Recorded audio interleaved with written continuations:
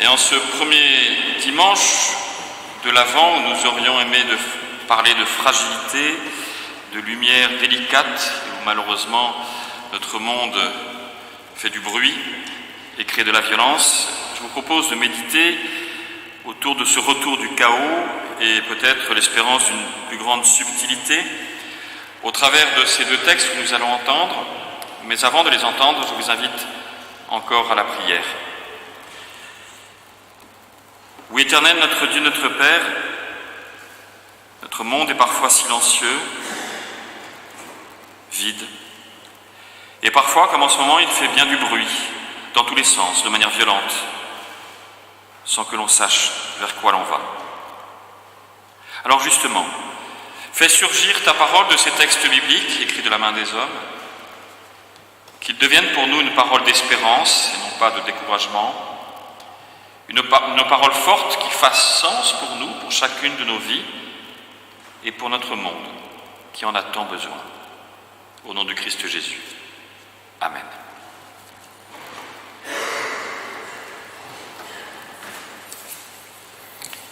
Nous lisons d'abord dans le livre de l'Exode, au chapitre 14, au versets 15 à 31.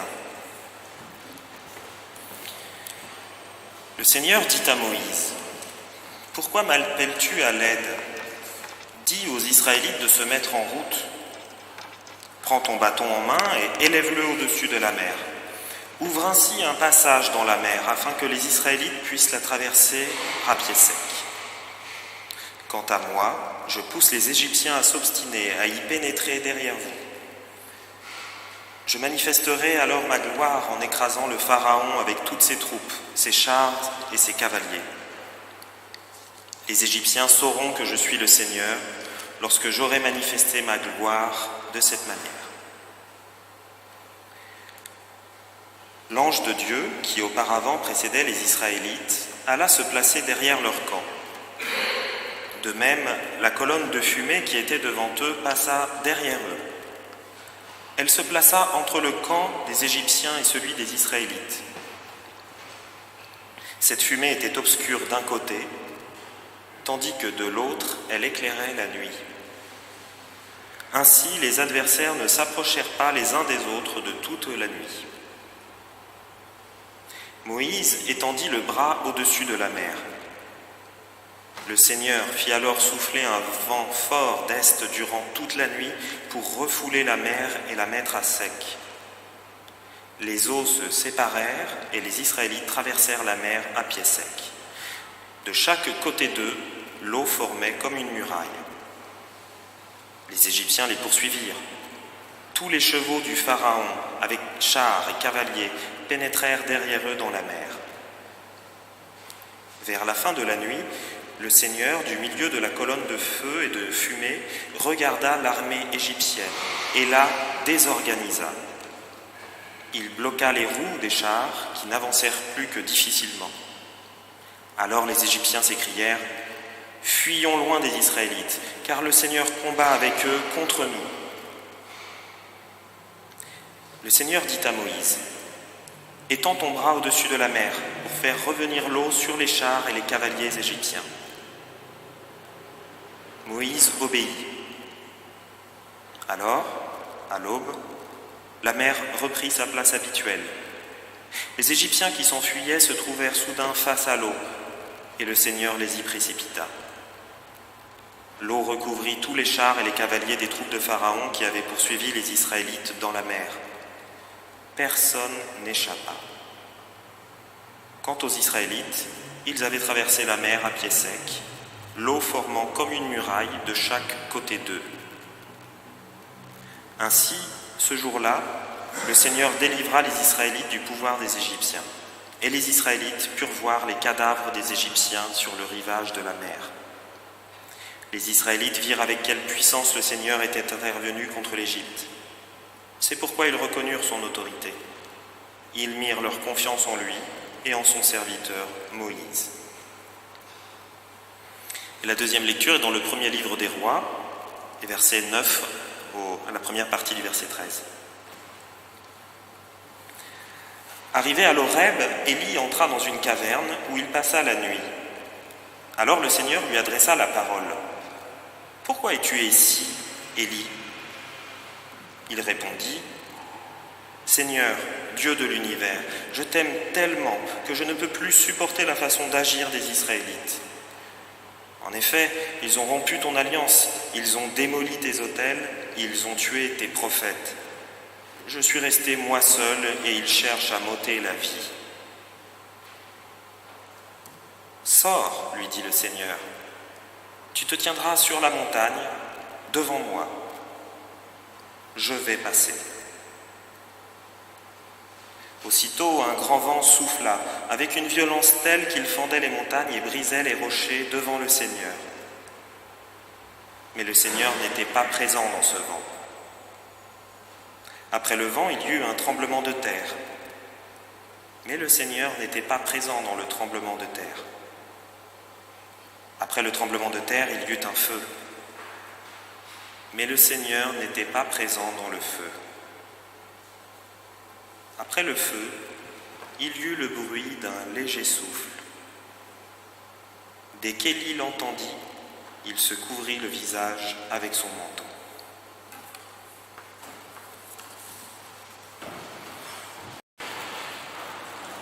C'est vrai que sans doute, beaucoup d'entre nous ont vu hier soir des images qui tournaient en boucle jusqu'à la nausée, même des casseurs devant mon immeuble cassant des travaux. Bref, un sentiment global d'un chaos, et le mot a été employé très souvent, d'un chaos qui revient comme une sorte de création inversée. Vous savez, dans Genèse 1, on passe toujours du chaos à l'harmonie, mais souvent nos existences, nos histoires, c'est aussi passer d'une certaine forme d'harmonie ou d'équilibre à un chaos, pour, espérons-le, retrouver le sens d'une harmonie. Mais il y a, et c'est frappant, et je ne parle pas ici des revendications des uns des autres, dont je n'ai pas à discuter, mais de cette volonté de tout casser, de cette volonté de puissance, et j'allais même dire de toute puissance, qui nous guette les uns les autres. Aujourd'hui, on veut être tout puissant vis-à-vis de la puissance du pouvoir et tout casser sans véritable raison, avec violence. Mais c'est vrai que la puissance, vous savez, c'est la plus grande des tentations de l'humanité. Et j'allais dire, c'est la plus grande tentation des religions. Dieu est grand, Dieu est puissant, tout puissant. C'est en tout cas l'image la plus classique, la plus répandue dans le monde et dans l'histoire. Et Dieu est à l'image même de la puissance. On parle de puissance céleste, puissance de la création, puissance de la nature et des saisons, puissance de vie, bref, puissance, puissance, encore puissance. Et nos religions, sœurs, et nous-mêmes, c'est-à-dire le judaïsme, le christianisme et l'islam, nous avons ajouté à cette puissance une puissance de sens, puissance du salut. Mais tout doit être fait au nom de cette puissance du salut, parfois jusqu'à l'absurde. Lorsque des gens se font exploser en pensant qu'ils rejoignent un paradis doré, c'est au nom de la puissance du salut, en se tuant et en tuant. Lorsque, je l'évoquais il y a quelques semaines, lors de la commémoration du centenaire de 1918, lorsque sur des ceinturons, on met Dieu avec nous, Gott mit uns, et on va donc tuer au nom de la puissance de Dieu. Lorsque l'armée française se dit armée de la fille aînée de l'Église et part au combat. Lorsque, plus loin dans l'histoire, Arnaud Amaury, moine cistercien, légat du pape, pour réprimer l'hérésie cathare en 1209 à Béziers, qui dit cette fameuse phrase « Tuez-les tous et Dieu reconnaîtra les siens ». Ou encore ces sorcières que nous avons fait, sorcières, avec beaucoup de guillemets, que nous avons fait allègrement brûler, pour leur bien, bien sûr, au nom de la puissance. Bref, toute religion, mais il faut le dire, toute conviction, toute foi, toute idée, toute idéologie peut dévier lorsqu'elle se radicalise, lorsqu'elle radicalise son discours sur la puissance. Qu'elle soit puissance de Dieu ou puissance absolue de l'être humain qui peut tout faire. Lorsque la toute-puissance s'exprime sans amour de l'autre, sans amour de l'humanité. Au fond, dites-moi quelle image vous avez de Dieu, dites-moi quelle image vous avez de l'être humain, et je vous dirai votre degré de violence. L'image de Dieu est donc essentielle car elle conditionne non seulement notre foi, mais notre rapport au monde, notre rapport aux autres. Lorsque vous êtes par exemple convaincu que seuls les croyants iront au paradis, notion pas très biblique mais ça fait rien, comment vous comportez avec vos frères et sœurs en humanité si vous êtes convaincu qu'ils vont aller brûler en enfer? Ou que seules vos revendications sont légitimes et qu'en leur nom vous pouvez tout casser? Les images que l'on a de l'être humain, les images que l'on se donne de l'être humain, mais aussi de Dieu, sont nombreuses dans la Bible aussi. Et j'ai volontairement, en reprenant cette étude biblique que j'avais faite il y a un peu plus de 2 ans ici, ces 2 textes qui sont 2 images de Dieu totalement opposées finalement. L'une, assez terrible, de puissance, de violence, disons-le, avec tous ces Égyptiens qui vont périr, et vous avez entendu la fin, on précise même que les Israélites voient les cadavres flotter. Et de l'autre côté, ce texte, évidemment, a plus naturellement, spontanément notre préférence, ce souffle fragile que nous aimons bien chanter aussi, avec Élie, où Dieu n'est pas dans la puissance du tremblement de terre, dans le vent puissant, mais dans ce léger souffle, dans ce souffle fragile.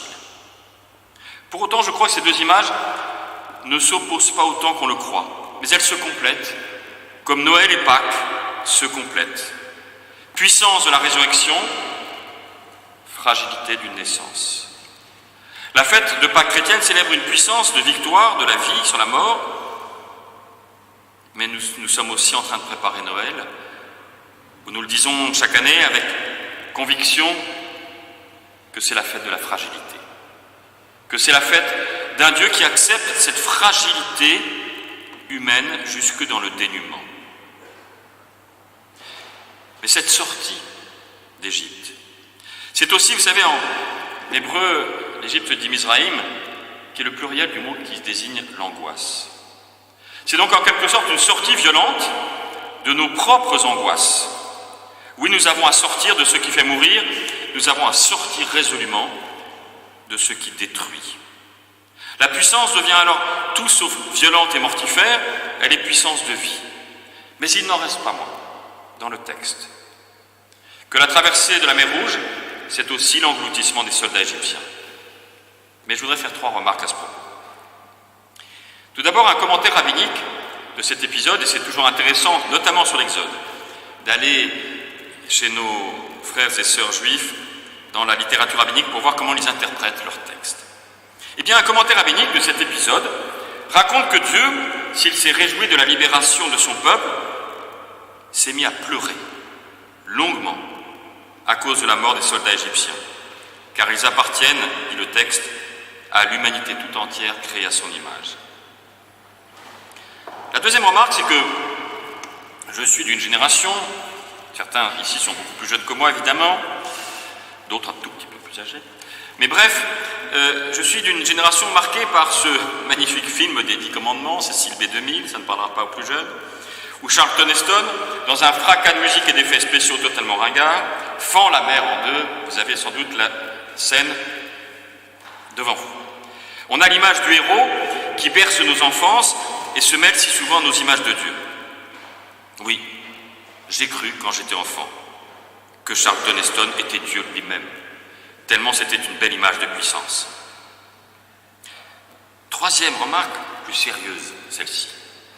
Un excellent exégète, sans doute l'un des meilleurs de l'Ancien Testament aujourd'hui, Thomas Romer, professeur au Collège de France, explique et a découvert que d'un point de vue exégétique, cet épisode de la mer Rouge est en fait la reprise d'un récit mythique ancien d'une guerre divine entre le Dieu créateur et l'océan primitif, tel le mythe cananéen, dit-il, de Baal contre Yam. Il y a donc une guerre presque cosmique. On est dans un film fantastique, si vous voulez, mais il y a là ensuite l'idée d'historiciser ce mythe en le replaçant dans le contexte biblique de la délivrance du peuple hébreu des Égyptiens. Donc il ne s'agit pas d'essayer de trouver l'endroit où il serait passé ou de trouver une explication pseudo-scientifique, mais bien de voir la puissance de ce symbole, de traverser, en plus, nous l'évoquions tout à l'heure, là où nous étions tout à l'heure à l'église de la Sainte Trinité, eh bien, que pour les Hébreux, à mon grand regret, la mer est un symbole de mort. Vous connaissez mon amour pour la mer. Mais pour eux, c'est un symbole de mort, là où la montagne est un symbole de Dieu. Eh bien, c'est traverser effectivement la mort, en quelque sorte, et au fond, nous sommes tous un peu, nous avons en nous, en disons, un peu des Israélites et un peu des Égyptiens. Mais l'image de la puissance de Dieu n'est pas toute puissance ici. Parce que si Dieu était tout puissant, alors il n'aurait pas d'adversité, il n'aurait pas d'adversaire, il aurait créé le monde sans le mal, sans adversité, non. On est dans une logique non pas d'écrasement de la toute-puissance, mais de puissance de vie, même qui passe par la violence, par le chaos. Alors comment le lire? Précisément comme les Juifs le font à Pâques d'ailleurs, comme un récit qui pour eux est la parabole de nos vies. La puissance de Dieu s'incarne, s'actualise dans nos vies quotidiennes. Nous avons parfois, symboliquement si vous voulez, à fendre la mer Rouge et à laisser mourir ce qui nous rend esclaves pour aller toujours plus vers la vie. La religion est épouvantable quand elle prêche une toute-puissance écrasante, mais elle devient belle lorsqu'elle n'oublie pas que l'amour de Dieu ne porte ni à la sentence, ni à la mort, mais au pardon et à la vie. D'ailleurs, lorsque, vous savez, les Juifs font le repas de Pâques, de Pessah, le Seder de Pâques, eh bien, le père de famille raconte l'histoire, mais non pas raconte, voilà ce qui s'est passé à ce moment-là, mais nous sommes sortis d'Égypte. Il actualise tellement l'histoire que c'est nous, la famille ici, rassemblée, qui ressortons d'Égypte chaque année. Il y a donc un symbole extrêmement fort. Et parfois, nous vivons des traversées de la mer Rouge. Et peut-être que notre société est en train de vivre une traversée de la mer Rouge. En tout cas, qu'elle doit se remettre en question. Comment une telle chose peut arriver? Comment une telle violence peut ressurgir, destructrice, parfois même meurtrière, on l'a bien vu. Alors, relisons modestement, humblement, ce texte d'Ésaïe 60 qui est souvent lu pendant l'Avent, au verset 1 et suivant. « Lève-toi, brille, ta lumière arrive, la gloire du Seigneur se lève sur toi. Certes, les ténèbres couvrent la terre et une obscurité épaisse recouvre les peuples, mais sur toi, le Seigneur se lève. Sur toi, sa gloire apparaît. Des nations marcheront à ta lumière et des rois à la clarté de ton aurore. Lève les yeux et regarde tout autour. Tous ils se rassemblent, ils viennent vers toi. Tes fils arrivent de loin, tes filles sont portées sur la hanche. Oui, lève tes yeux. Dans notre monde, où l'on regarde juste pour soi, devant soi, où l'on regarde ses pieds sans voir le ciel, levons nos yeux, regardons autour de nous. Entendons sans doute les colères qui s'expriment, à condition qu'elles s'expriment sans violence. Mais là, peut-être, dans le regard d'une personne rencontrée, dans un mot échangé, dans un lever de soleil sur Paris, sans qu'il y ait de fumée ou d'explosion ou d'odeur de brûlé. Sur le Mont Blanc peut-être, ou pour moi dans la rade de Marseille. Dans un repas partagé, agréable, où les cœurs se délient. Dans un geste de tendresse, ou dans une visite à l'hôpital.